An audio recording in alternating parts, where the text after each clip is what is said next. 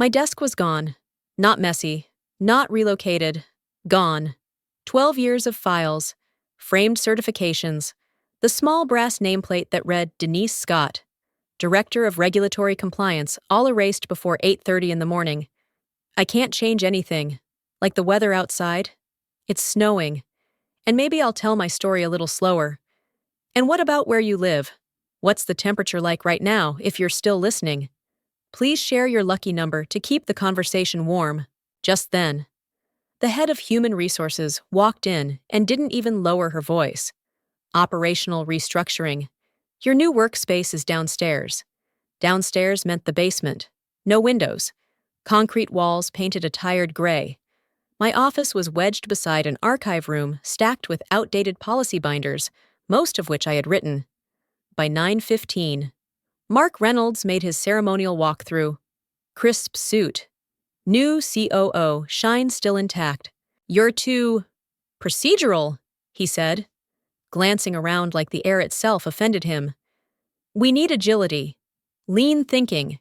I designed the compliance architecture that qualified this company for a pending federal contract worth $240 million, 417 pages of risk protocols, 3 external audits passed without a single material finding. That wasn't procedural. That was eligibility. Mark preferred buzzwords. He'd been here 6 weeks. I'd been here long enough to remember when payroll almost bounced. I understood exactly what this was. Constructive dismissal. Make the environment uncomfortable enough. Isolate the authority. Cut the oxygen wait for resignation. Mark leaned casually against the metal cabinet. If you're not comfortable, we can discuss a transition package. There it was. Polite exile. For a moment, humiliation burned hot and clean. Basement? Archives. The woman who built the guardrails parked next to storage boxes. I folded my hands on the temporary desk. No, I said evenly. I'll adjust. He smiled like the problem had solved itself and walked away. When the door shut, the silence felt deliberate. I opened my laptop, logged into the Federal Supplier Compliance Registry. My name still sat there in bold under Lead Compliance Officer for the $240 million submission awaiting final review. They moved my desk. They forgot to move the paperwork. The following section contains some fictional elements and is AI assisted for storytelling and educational purposes, and is completely unrelated to any individual or group. I hope you enjoyed this story. If not, please get some rest, stay healthy, and see you again soon. Exile did not end with the basement. It escalated quietly, within a week. My calendar emptied. Meetings I had chaired for years proceeded without me. Email chains discussing the federal submission suddenly excluded my address. Status reports that once required my signature were reassigned to a 28-year-old operations manager who still confused internal controls with workflow preferences. Mark called it modernization. I called it strategy. I had written 417 pages of the compliance manual they now treated like optional reading. I had personally certified the internal control framework that brought us into alignment with federal acquisition regulation standards. My signature sat on the last 3 audit confirmations. Those weren't decorative details. They were qualifying conditions. When I passed Mark in the hallway, he smirked. It's just paperwork. Denise, we're streamlining. Just paperwork. That paperwork positioned us for a $240 million federal contract now awaiting final approval. And when I reviewed the live submission file through authorized access, I noticed something inconvenient. My name remained listed as Lead Compliance Officer. No amendment, no update, no disclosure of role change. Anger pressed against my ribs. Tight and controlled. If I had truly been replaced, procurement regulations required notification within 72 hours of any material change in key personnel, so I drafted a single sentence. Neutral, clinical. Please confirm whether my role change has been reported to federal procurement. I copied legal. Silence followed, thick, strategic.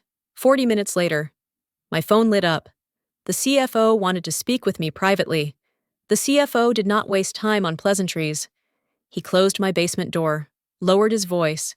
and went straight to risk if I was no longer functioning in an equivalent capacity as lead compliance officer. Federal procurement rules required disclosure within 72 hours of any material change in key personnel. 72 hours was not a suggestion. It was a regulatory clock. I nodded. I already knew.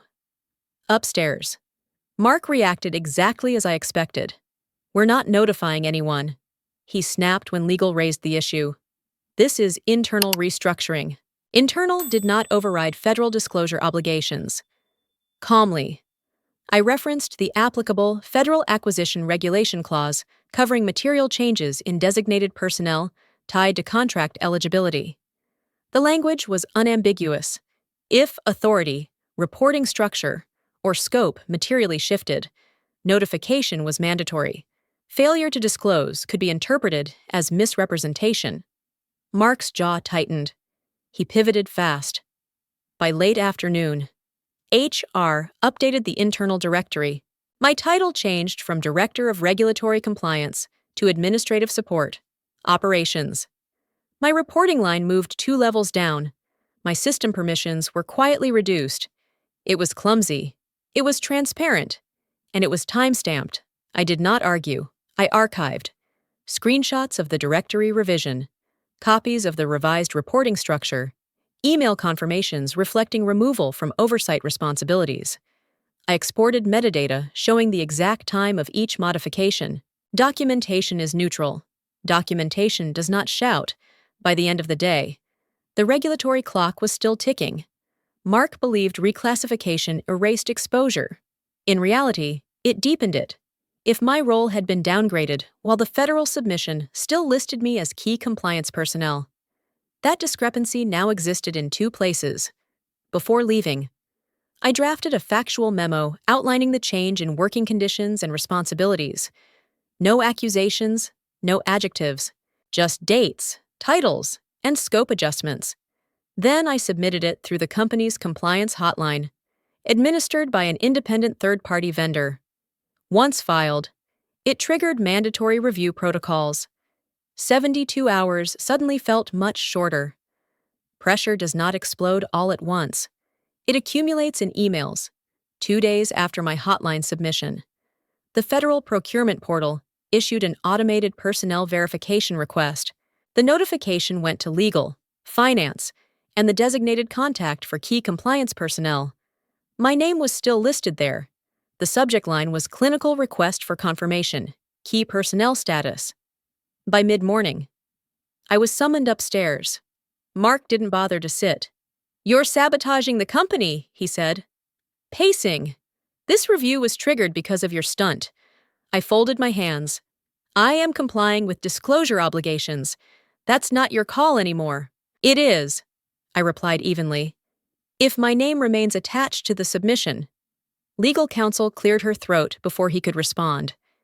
The procurement system cross-referenced active submissions with personnel records. Any discrepancy between listed authority and internal designation prompted verification. The timing aligned precisely with the 72-hour regulatory window. Mark tried to reframe it. "We restructured internally. That doesn't require federal drama." Counsel didn't smile. If her role was materially altered and not disclosed, it could.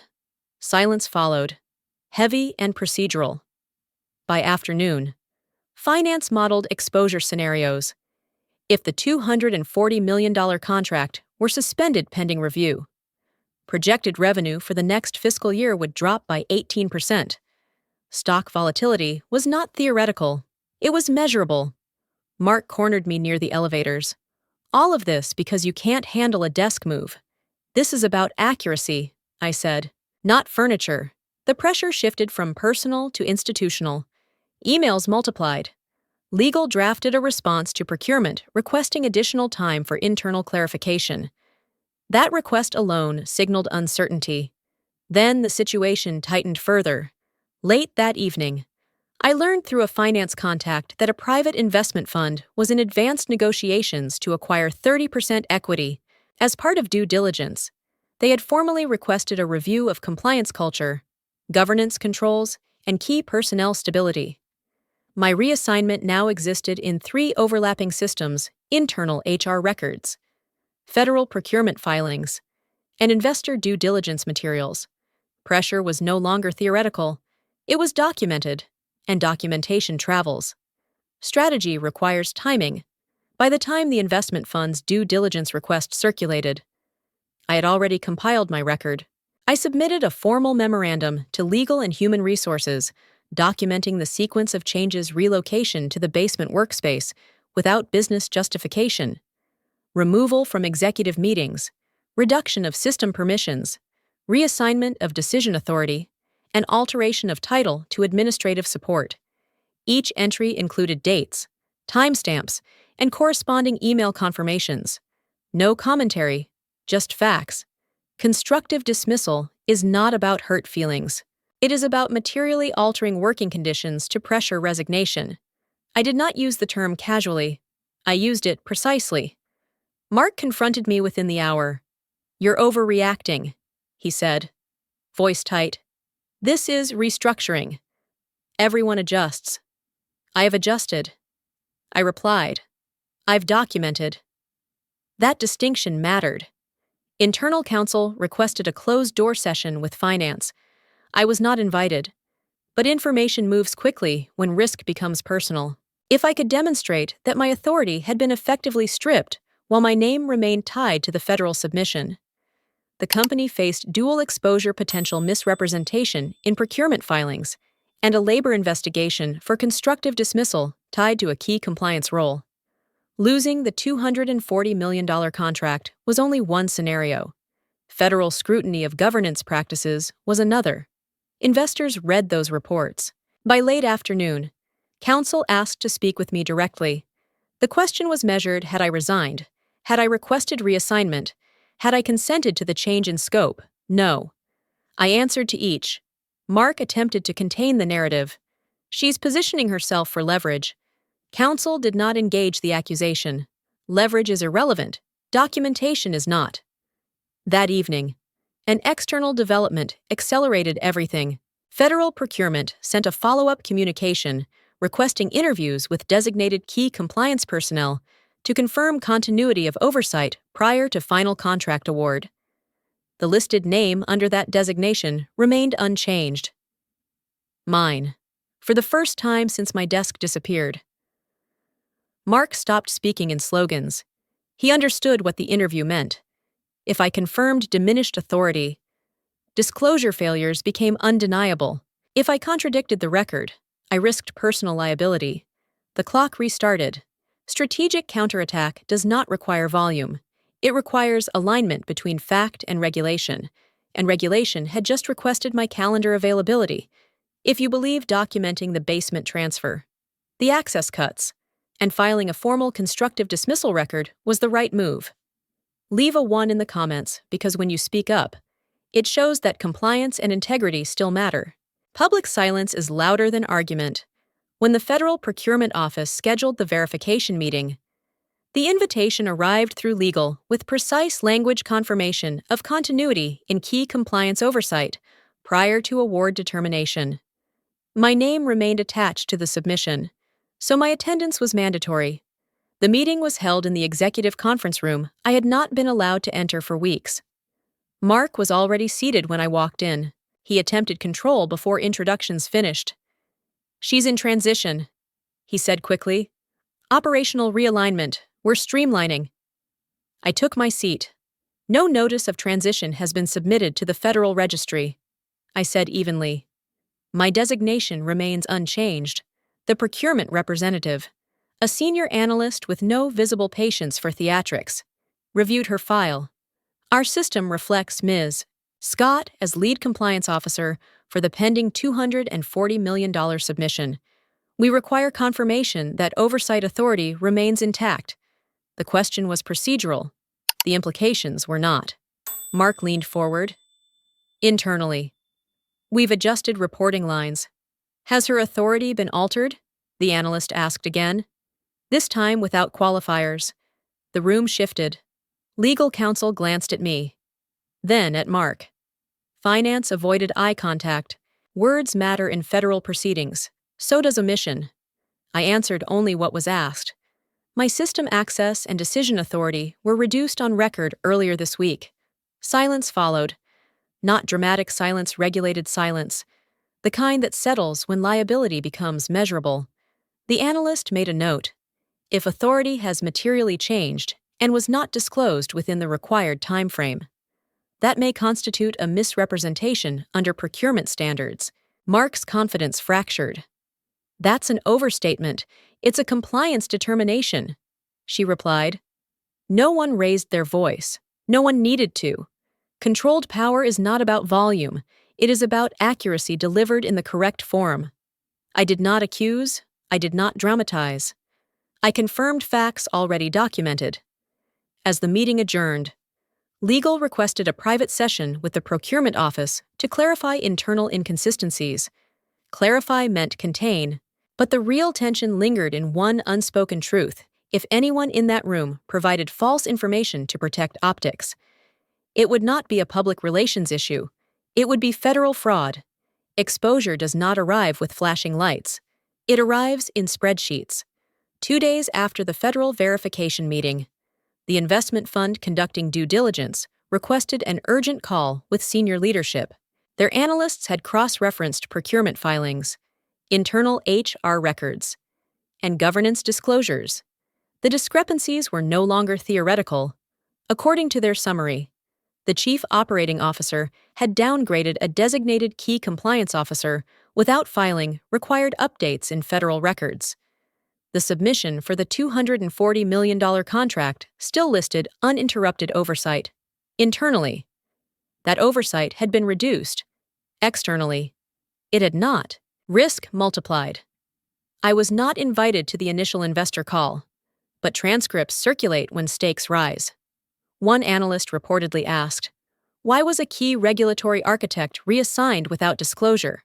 Another noted, "This presents governance instability." Mark attempted to reframe it as culture reform. In the follow-up meeting, which I did attend, he said bluntly, "She's weaponizing bureaucracy. We're modernizing operations, and she's resisting." I answered calmly, "I am preserving eligibility. Federal contracts are conditional on accurate representation of key personnel." "That's semantics," he shot back. Number one replied, "It's qualification." The investment fund's representative did not argue tone. He focused on exposure. If the contract is delayed or suspended due to compliance discrepancies, projected revenue declines materially, that affects valuation. Optics had been Mark's strategy from the beginning. Lean language, visual restructuring, symbolic authority shifts. But optics collapse when documentation contradicts presentation. Legal confirmed that any misalignment between internal authority and external filings must be corrected immediately or risk regulatory escalation. Finance added numbers to the tension potential suspension. 18% revenue reduction. Investor withdrawal clauses for the first time. The issue was no longer about my desk, my title, or my access. It was about governance credibility. Mark's final attempt was personal. "You're hurting the company. I'm protecting its standing," I said. An hour later, the board issued notice of an emergency session to review compliance oversight and executive conduct. Exposure had moved upstairs. Reckoning rarely sounds dramatic. It sounds procedural. The board meeting lasted 3 hours. I was called in during the second hour. After legal had presented their analysis, the conclusion was direct. If the $240 million federal contract were suspended or revoked due to undisclosed changes in key personnel, individual accountability could attach to the executive who authorized the restructuring. There was no ambiguity about who signed the order relocating my role. Mark had. The general counsel stated it carefully. If a material change in designated compliance authority occurred without timely disclosure, liability exposure may extend beyond the entity. Silence followed. Not defensive, calculating. When I was asked to clarify, I repeated only what was documented. My workspace was moved to the basement without operational necessity. My system access was reduced. My reporting authority was altered. My title was changed internally, while my designation remained unchanged externally. No adjectives, just sequence. Mark tried one last reframing. This was a strategic realignment. The CFO did not engage the language. He engaged the numbers. This risk is tied directly to your restructuring process, he said. Looking at Mark, had the authority remained intact or been properly disclosed, we would not be facing procurement scrutiny. It was the first time accountability was spoken aloud without cushioning. Legal then outlined the recovery path. Immediate corrective disclosure, written confirmation of compliance continuity, formal acknowledgement that oversight authority had not been materially diminished, or restoration if it had. The procurement office responded within 24 hours. The contract would proceed, pending confirmation that compliance leadership stability was secured and governance oversight reinforced. The board's decision followed. The contract was retained. However, continued investor participation and federal confidence required a change in compliance oversight reporting structure, effective immediately. Compliance would report directly to the Board Audit Committee. Mark's restructuring authority over my function was revoked. Reckoning does not always remove the contract. Sometimes, it removes control. Power does not leave the room with a shout. It shifts with a vote. The board convened again 48 hours after the corrective disclosures were filed with federal procurement. The Audit Committee presented its findings documentation, confirmed that compliance authority had been materially altered without corresponding external notification. Investor due diligence flagged governance instability. Legal outlined exposure avoided only because the discrepancy had been addressed before award suspension. Then came the motion.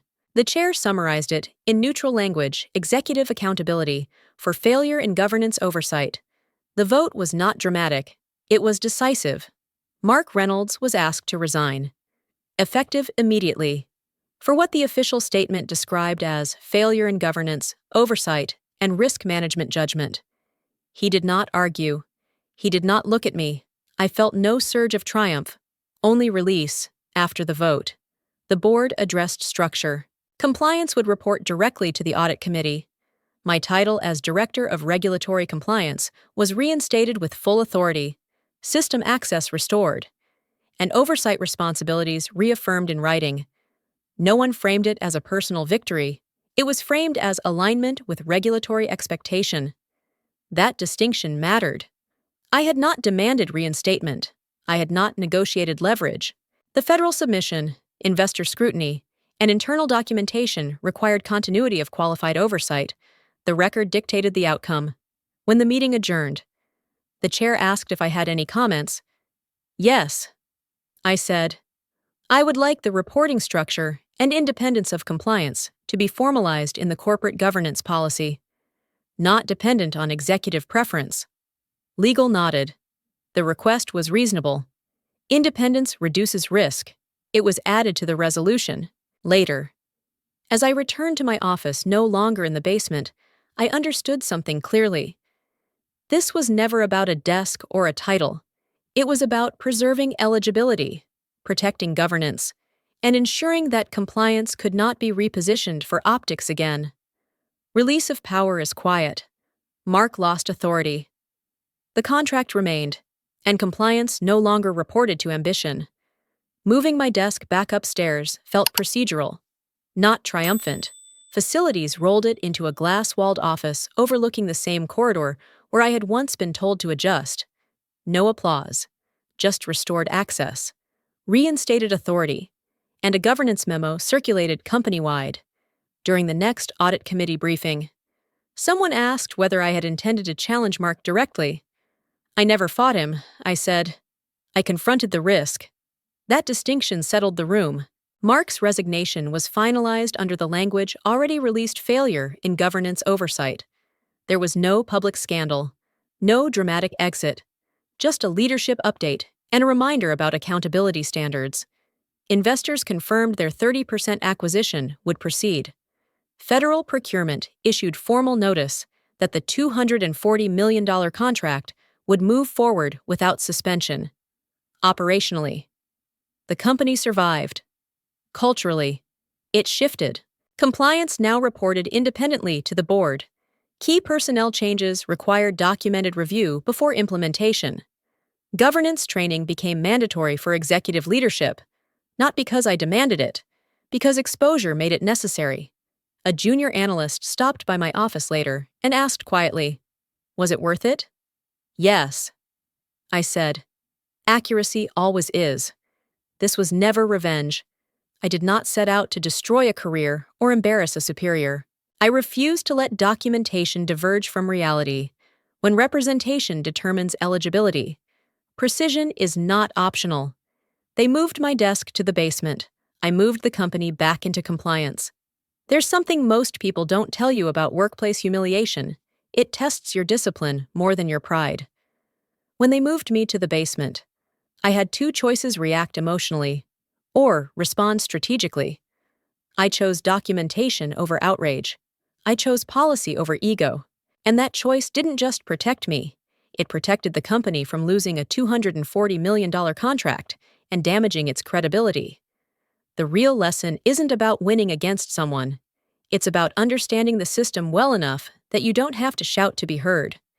Integrity feels quiet in the moment. Sometimes it even feels lonely.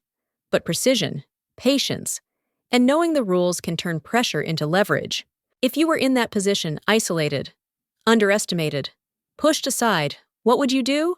Would you walk away, or would you stand firm and let the facts speak? I'm curious, where are you listening from right now? If this story meant something to you, don't underestimate the impact of a small action.